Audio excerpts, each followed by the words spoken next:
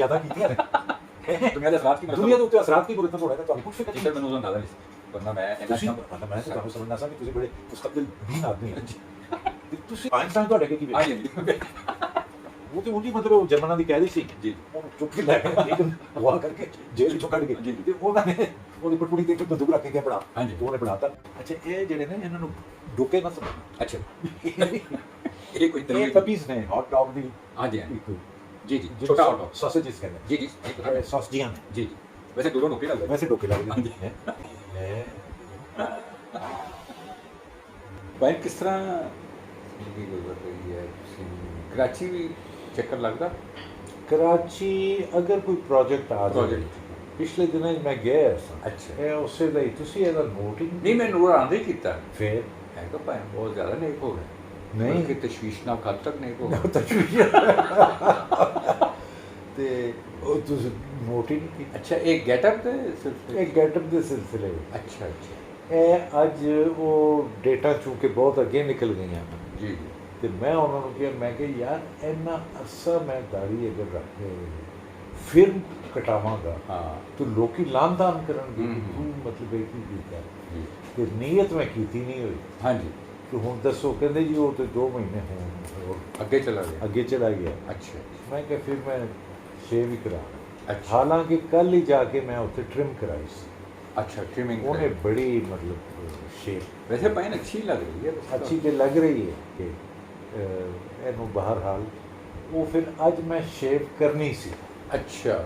ਮੈਂ ਕਿ ਨਹੀਂ ਤਨਵੀਰ ਸਾਹਿਬ ਆ ਰਹੇ जी जी ਜ਼ਰਾ ਉਹ ਦਰਸ਼ਨ ਕਰ ਲੈ ਹੈ ਜੀ ਮੁਰਸ਼ਿਦ जी मैं दूरों देखा मैं पाइन का बड़ा ਤੇ ਤੇ ਉਹ ਰੋਲ ਕੋਈ ਮਤਲਬ ਇਸ ਤਰ੍ਹਾਂ ਦਾ ਹੋਏਗਾ ਆ ਮੌਲਵੀ ਸਾਹਿਬ ਨੇ ਅੱਛਾ ਦਰਵੇਸ਼ ਆਲਮੀ ਦੀ ਅੱਛਾ ਆਲਮ ਦੀਨ ਦੇ ਨਹੀਂ ਗੂ ਆਮਿਲ ਟਾਈਪ ਦਾ ਆਮਿਰ ਟਾਈਪ ਇੰਟਰਸਟਿੰਗ ਰੋਲ ਹੋਏਗਾ ਮੈਂ ਡਰਾਮਾ ਕਿਹੜਾ ਹੈ ਡਰਾਮੇ ਦਾ ਨਾਂ ਹੈ ਡਰਾਮਾ ਤੇ ਹੋਰ ਤਰ੍ਹਾਂ ਦਾ ਹੈ। ਮਤਲਬ ਉਹ ਜਿਨ ਜ਼ਿਆਦਾ ਉਹਦੇ 'ਚ ਇੱਕ ਜਿਨ ਨੇ ਅੱਛਾ ਯਾਨੀ ਜਿਹੜਾ ਕਿਹੜੀ ਮਖਲੂਕ ਹੁੰਦੀ ਹੈ ਜਿਨ ਆਤਸ਼ੀ ਆਦਸ਼ੀ ਹਨ ਹੈ ਨਾ ਜੀ ਜੀ ਉਹ ਸ਼ਾਦੀ ਕਰ ਲੈਂਦੇ ਖਾਕੀ ਮਖਲੂਕ ਨਾਲ ਅੱਛਾ ਆਮ ਕੁੜੀ ਕਿਸੇ ਨਾਲ ਔਰਤ ਨਾਲ ਉਹਨਾਂ ਦੀ ਇੱਕ ਔਲਾਦ ਹੁੰਦੀ ਹੈ ਅੱਛਾ ਉਹਦੇ ਅੰਦਰ ਦੋਵੇਂ ਖਾਸੀਅਤਾਂ ਅੱਛਾ ਅੱਛਾ ਜਿਨ ਜ਼ਿਆਦਾ ਹਾਂ ਇਹ ਵੇ ਡਰਾਮਾ ਉਹ ਵਿੱਚ ਮੈਂ ਜਿਹੜਾ ਤੇ ਮੇਰੇ ਕੋਲ ਆ ਜਾਂਦੇ ਨੇ ਜੀ ਇਹਦੇ ਤੇ ਅਸਰ ਹੈ ਇਹਦੇ ਤੇ ਹਾਂ ਇਹਨੂੰ ਕੋਈ ਤਵੀਜ਼ ਕਰ ਦਿਓ ਕੋਈ ਅਮਲ ਕਰ ਦਿਓ ਕੁਛ ਨਾ ਕਰ ਦਿਓ ਇਸ ਤਰ੍ਹਾਂ ਅੱਛਾ। ਅਸਲ ਕਹਾਣੀ ਉਹ ਅੱਛਾ ਅੱਛਾ ਇਹ ਪਰੀ ਜ਼ਾਤ ਤੋਂ ਫਿਰ ਜਿੰਨ ਦਾ ਥੋੜਾ ਸੇ ਅੱਜ ਕੱਲ੍ਹ ਇਹ ਟ੍ਰੈਂਡ ਚੱਲ ਪਿਆ ਨਾ ਜ਼ਰਾ ਜਿਹਾ ਮਾਵਰਾਈ ਮਾਵਰਾਈ ਮਾਫੂਕਲ ਫਿਤਰਤ ਲੇਕਿਨ ਅਸੀਂ ਭਾਈ ਨੇ ਇਹਦੇ ਨਾਲ ਸੋਸਾਇਟੀ ਦੇ ਕੋਈ ਅਸਰਾਤ ਸੁਸਾਇਟੀ ਤੇ ਅੱਛੇ ਮਤਲਬ ਤਾਂ ਨਹੀਂ ਹੁਣ ਹੈ। ਐਂਟਰਟੇਨਮੈਂਟ ਨਾ ਹਾਂ